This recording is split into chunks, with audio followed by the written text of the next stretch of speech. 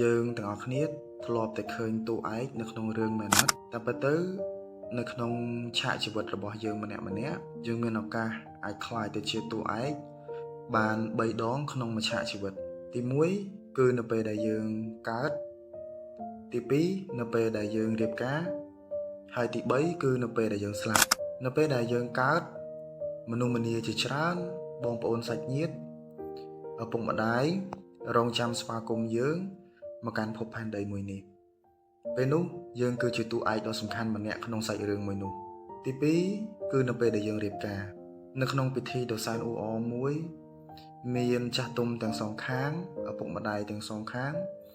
ភ្ញៀវកិត្តិយសបងប្អូនសាច់ញាតិមិត្តភ័ក្តិបានមកចូលរួមច្រើនមែនទែន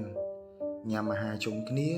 ហើយស្វាគមន៍ថ្ងៃមង្គលសិរីសួស្តីអាពាហ៍ពិពាហ៍របស់អ្នកថ្ងៃនោះជាមនុស្សម្នាក់ដ៏សំខាន់បំផុតនៅក្នុងវេលានោះ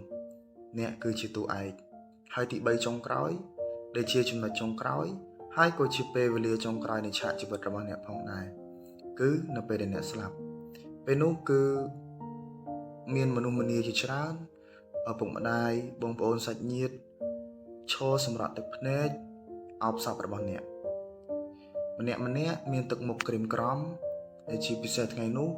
ក៏មានតន្ត្រីប្រគំក៏ប៉ុន្តែជាតន្ត្រីមួយដែលបង្ហាញអំពីទុក្ខសោកជួដំណើរអ្នកចេញពីផែនដីមួយនេះដូច្នេះពេលវេលាក្នុងមួយឆាកជីវិតរបស់អ្នកមានពេលវេលា3ដងសម្រាប់ធ្វើជាតួឯកមេរៀននេះគឺបង្ហាញឲ្យអ្នកដឹងថានៅក្នុងពេលដែលអ្នកមានជីវិតរស់នៅលើផែនដីមួយនេះអ្នកពិតជាមានតម្លៃខ្លាំងណាស់ដូច្នេះចូលស្រឡាញ់ខ្លួនឯងឲ្យបានច្រើនធ្វើរឿងល្អធ្វើអ្វីដែលមានប្រយោជន៍សម្រាប់ខ្លួនឯងសម្រាប់គ្រួសារសម្រាប់មនុស្សជុំវិញខ្លួនមុនពេលដែលអ្នកចាកចេញទៅហើយចូលស្រឡាញ់ខ្លួនឯងឲ្យបានច្រើន